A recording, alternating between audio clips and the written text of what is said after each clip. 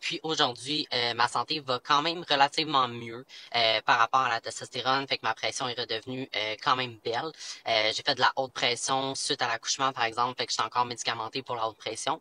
Mais sinon, ça s'est quand même estompé tous les effets qu'il y avait médicaux dus à la testostérone. En fait, moi, j'ai commencé avec des injections de testostérone. Fait que, heureusement, j'ai pas pris le bloqueur parce que, dans le fond, mon taux de testostérone calcule avec les prises de sang que ton taux de testostérone est assez élevé pour pas avoir besoin de prendre de bloqueur. Fait que, heureusement, parce qu'autrement, ça se pourrait que ma petite cocotte soit pas là aujourd'hui. Depuis 2020, le nombre de transitions de genre chez les enfants a augmenté de manière fulgurante, avec de nombreux jeunes auparavant sans signe de dysphorie de genre se tournant désormais vers la transition comme une solution courante à leur crise identitaire. Dès l'âge de 14 ans, les enfants peuvent entamer une transition hormonale avec des bloqueurs de puberté et amorcer le processus de changement de sexe au sein des systèmes canadiens fédéraux et provinciaux. Toutefois, le consentement parental reste nécessaire pour changer de nom légalement. L'essor des réseaux sociaux, particulièrement TikTok, durant le confinement, a accéléré cette tendance. De nombreux influenceurs y promeuvent la transition comme une solution rapide aux problèmes personnels, sans toujours mentionner les effets secondaires permanents et les risques pour la santé. Les bloqueurs de puberté peuvent entraîner une stérilité et si la testostérone peut procurer une sensation de bien-être au début, elle provoque également des changements irréversibles comme la pousse de poils, la modification de la voix ou encore l'altération de la structure corporelle. Sans oublier les nombreuses interventions chirurgicales qui mutilent définitivement le corps. Mon prochain témoignage est celui de Noah, qui a commencé sa transition après un événement traumatisant, l'ayant poussé à rejeter son corps en entrant dans l'âge adulte. Après des années de thérapie et de traitement sans soulagement, elle a été incitée à transitionner comme une possible solution. Cependant, Noah s'est rapidement rendu compte que non seulement elle avait reçu le mauvais diagnostic, mais elle a dû faire face à des problèmes de santé dus à l'injection de testostérone. Elle est aujourd'hui en processus de détransition. Pendant ce parcours, elle est tombée enceinte et est désormais mère d'une petite fille. Aujourd'hui, Noah utilise sa plateforme, notamment sur TikTok, pour sensibiliser aux réalités de la transition et de la détransition. Aujourd'hui, découvrons son histoire et son cheminement à travers cette quête d'identité. Fait que premièrement, j'ai arrêté ma transition pour des problèmes de santé. Puis dans le fond, ma pression était super élevée, mon rythme cardiaque était super élevé, j'avais des palpitations cardiaques, tout ça, des engourdissements dans les jambes, des infections dans le ventre, etc., dues aux injections. Puis aujourd'hui, ma santé va quand même relativement mieux par rapport à la testostérone, fait que ma pression est redevenue quand même belle. J'ai fait de la haute pression suite à l'accouchement, par exemple, fait que j'étais encore médicamentée pour la haute pression. Mais sinon, ça s'est quand même estompé tous les effets qu'il y avait médicaux dus à la testostérone. Fait que dans le fond, moi, quand j'étais jeune, il n'y a jamais eu de questionnement d'identité de genre. Fait que quand on dit des fois qu'il y a des enfants qui peuvent le ressentir plus jeunes, moi, c'était pas le cas. Même à partir de la puberté, des fois, c'est là que tu vois des changements justement au niveau de ton corps, que tu commences à pas aimer les formes que tu as. Moi, c'est arrivé vers les 17-18 ans environ. Puis c'est un événement qui est arrivé dans ma vie traumatisant, qui a fait en sorte que par la suite, niveau psychologique, il y a beaucoup de choses qui ont changé. Fait que, on sait jamais comment on va réagir de quelque chose qui vient comme soudainement dans ta vie. Puis moi, par la suite, ce que ça a fait en sorte, c'est que tout ce qui était attribuable à une femme, mon cerveau a décidé de le rejeter en mécanisme de défense. Fait que, tu sais, question de jamais revivre ça si tu veux. Puis aujourd'hui, avec du recul, je suis capable de mieux comprendre un petit peu le pourquoi du comment que mon cerveau a fait un genre de turn-off, si tu veux. Fait que aujourd'hui, justement, ça a fait en sorte qu'à 18 ans, je me suis mis vers ça. Puis tu sais, se regarder dans le miroir, puis en pleurer, puis pas être capable de sortir sans te strapper, tout le temps être en gros coton watté, cacher ses formes, cacher ses hanches. Puis tu sais, vraiment de vouloir comme tout rejeter ce qui est féminin, de pas vouloir se faire regarder par les hommes, etc. Fait que tu sais, ça a vraiment été comme côté psychologique qui en est devenu physique, qui est devenu à détester tout ce qui était de moi, en fait. Puis après ça, ben, ça m'a amené justement à une transition. Puis c'est par la suite que je suis allée voir mon médecin. Puis même avec de la médicamentation, etc., ça fonctionnait toujours pas. Et ça m'a été proposé de faire, ben ça serait peut-être ça le problème. Ça serait peut-être que ça serait un changement de sexe que ça te prendrait. Puis à ce moment-là, ben tu files pas, tu es dans des pressions, tu viens de vivre quelque chose qui est traumatisant, que tu n'es pas encore relevé, tu es tant qu'à moi vulnérable au niveau psychologique.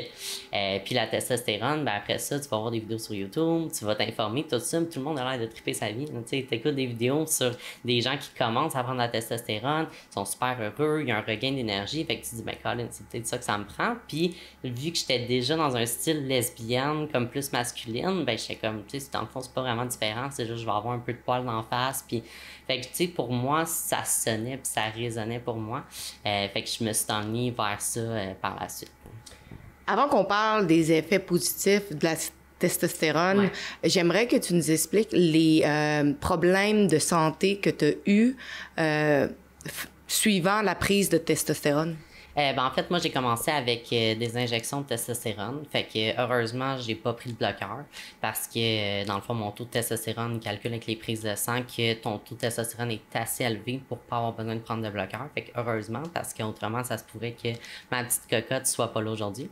Fait que la testostérone cause des impacts, mais moins pire que les bloqueurs qui peuvent rendre infertile. Fait que la testostérone, en fait, ce que ça a fait en injection, ça me faisait toujours comme des bosses, ça me faisait toujours des saignements, tout ça. C'est quelque chose qui est possible. Puis si même tu écoutes des vidéos, par exemple, de gens qui transitionnent, il y a beaucoup de gens qui se disent hey, en passant, ça se peut que tu saignes, ça se peut que tu aies des bosses, etc., qui partent pas après, puis c'est normal. C'est pas normal. Puis une moment donné, j'ai fait une grosse infection d'à peu près la grosseur d'une balle de golf. Puis c'était vraiment comme dégueulasse, tout infecté, tout ça. Je me suis rendue à l'urgence. À ce moment-là, je faisais de la fièvre. J'avais problème de circulation, de la misère à marcher tellement que mes jambes, j'avais de la misère avec ma circulation. Mon rythme cardiaque était super élevé. Ma pression était super élevée. J'avais des étourdissements, j'avais des chaleurs. Tu sais, quand tu prends de la testostérone, tu peux des fois, dans les premiers mois, ressentir comme tu transpires plus, etc. Mais là, c'était des chaleurs comme incroyables là, que genre j'aurais pu perdre connaissance tellement que je me sentais pas bien. Fait que ça, c'était pas mal les effets secondaires comme moins plaisants, je te dirais, de la testo. Aujourd'hui, les effets à long terme que tu dois vivre à tous les jours avec seraient? Ben là, les effets de la testostérone, je te dirais ma voix, qui est quand même, tu sais, si t'avais, mettons, là, c'est sûr, je parle mon contenu que je suis dans ma transition, mais si t'avais écouté avant des vidéos, je sonne beaucoup plus aigu que ça. Je peux peut-être créer un bon malaise. Le déclic, par exemple, ça, miraculeusement, avec ma grossesse, ça a tellement eu de pression dans le bas du corps que quand la pression s'est enlevée dans le bas du corps, justement, d'avoir accouché, ça a tout comme repris. Fait que, heureusement, mais comme je suis genre 1% de... C'est ça. Habituellement, tu restes avec. Le fait de se raser aussi à chaque jour, puis tu sais, ça, c'est aussi en même temps comme des complexes après que comme femme, c'est plate que tu te prépares le matin puis tu te rases avec ton chum le matin. Je dirais ça, la carrure de ma mâchoire aussi, que si tu regardes les photos de 4 ans versus aujourd'hui, j'ai quand même une bonne jawline pour une femme, que quand même, c'est permanent. Là, fait que mes traits ont quand même pas nécessairement changé dans mon visage, mais la jawline reste, la carrure de la mâchoire reste aussi. Puis tout ce qui est comme au niveau, parce que ça change ton gras aussi, fait que ça change ta masse musculaire qui se forme comme différemment, si tu veux. Puis, ben, comme j'ai les épaules pas mal plus cassées. Puis pourtant, t'as pas pris de testostérone pendant bien longtemps. C'est combien d'années? Je te dirais à peu près 2 ans. Puis, tu sais, là-dessus, j'ai eu à peu près 8 mois que j'ai pas eu de testostérone parce que j'étais en attente de revoir l'endocrinologue. Fait que, tu sais, peut-être 1 an et demi, vraiment. Puis même là, j'avais de la misère à m'injecter. Fait que des fois, je skippais mes doses. Puis, tu sais, il y a eu des périodes entre que j'ai passé d'injection à le gel, à le spray, etc. Puis ça n'a pas le même taux d'efficacité non plus. Si j'avais cette situation-là, il y a 40 ans, ben j'aurais passé au travail probablement différemment. Ça aurait peut-être été difficile ou quoi que ce soit, mais en ce moment, effectivement, comme c'est quelque chose qui est fréquent de le suggérer ou quoi que ce soit. Fait que, tu sais, oui, à ce moment-là, justement, j'étais effectivement en détresse psychologique, mais ça reste que ça a quand même été proposé, puis j'aurais sûrement passé au travers même si on me l'avait pas proposé. Le regrettes-tu?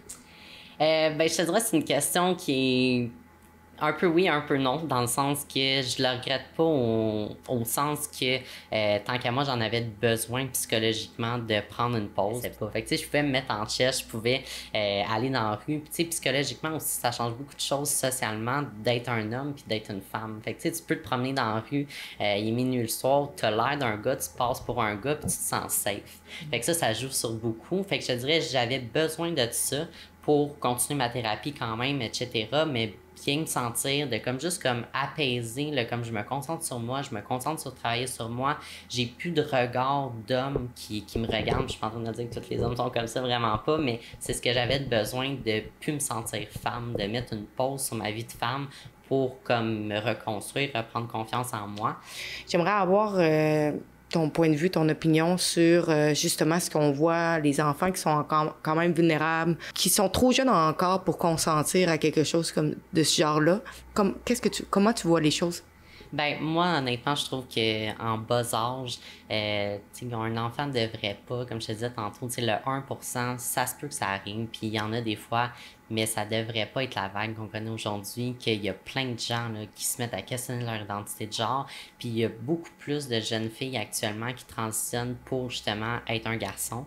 Fait que tu sais, tant qu'à moi, c'est une vague qui est inquiétante pour vrai, puis je suis pas nécessairement d'accord que tous ces gens-là sont réellement trans. Sans rien enlever aux gens qui sont réellement trans, qui se sentent pas dans le bon corps, ça peut arriver. Mais à ce point-là, non. Puis je trouve que c'est extrêmement rapide. Puis c'est des choses que, quand t'es enfant, tu sais, mettons, on se parlait de 14 ans, tu sais, t'as 14 ans, puis légalement au Québec, malheureusement, à 14 ans, t'as le droit de prendre de l'hormonothérapie. Fait que moi, ma fille, un matin à 14 ans, là, puis elle s'en va chez le médecin, puis elle explique au médecin qu'elle sent pas bien, etc. Puis ça se peut que les médecins ils proposent ça, parce que c'est ça la vague aujourd'hui. Fait que ça se peut, puis elle peut elle-même signer ses papiers. Fait que, tu sais, moi, ça, je trouve ça super inquiétant. T'as 14 ans. Là. Moi, tu me recules, je 14 ans, je voulais pas d'enfant, j'étais sûre que je voulais pas d'enfant. Puis, tu sais, puis aujourd'hui, ma fille, c'est ce qui est le plus beau au monde. Fait que, tu sais, puis j'aurais jamais voulu passer à côté de ça. Fait qu'à 14 ans, tu le sais pas. Tu sais pas ce que tu veux faire dans la vie. Tu sais pas si tu vas avoir une famille ou non. C'est trop tôt pour le dire.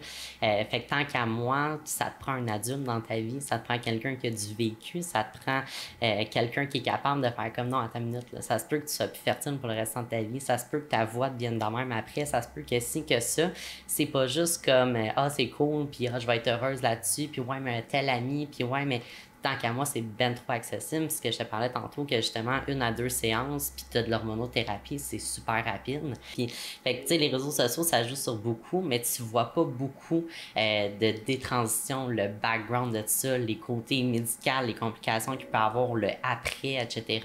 Fait que les réseaux sociaux, ça joue pour beaucoup, effectivement. Là. Est-ce que tu reçois beaucoup de messages de haine? Beaucoup. Honnêtement, je te dirais qu'il y a un bon ménage à faire à chaque fois que je sors une vidéo en message privé. On m'accuse de dire des choses qui sont pas vraies, évidemment. De dire comme quoi que c'est pas vrai que de transitionner, c'est quelque chose qui peut avoir des complications médicales, c'est quelque chose que tu peux regretter après, puis des choses comme ça.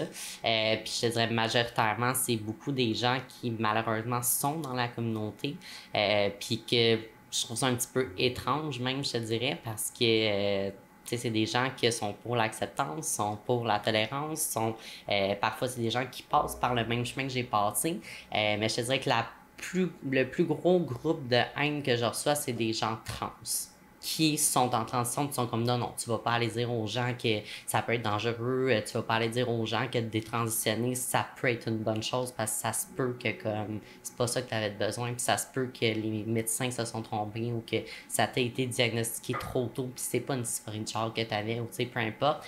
Fait que beaucoup, je te dirais, de haine, mais majoritairement des gens qui étaient mes confrères, si tu veux, mais les gens qui étaient comme ah, c'est la communauté, puis bienvenue dedans, puis t'es trans, puis c'est cool, mais ouais. N'oubliez pas d'aller signer notre pétition à stopclassroomgrooming.com. Sur cette plateforme, vous pouvez signer notre pétition pour arrêter l'endoctrinement des enfants dans le système scolaire, mais il faut également protéger les enfants des réseaux sociaux.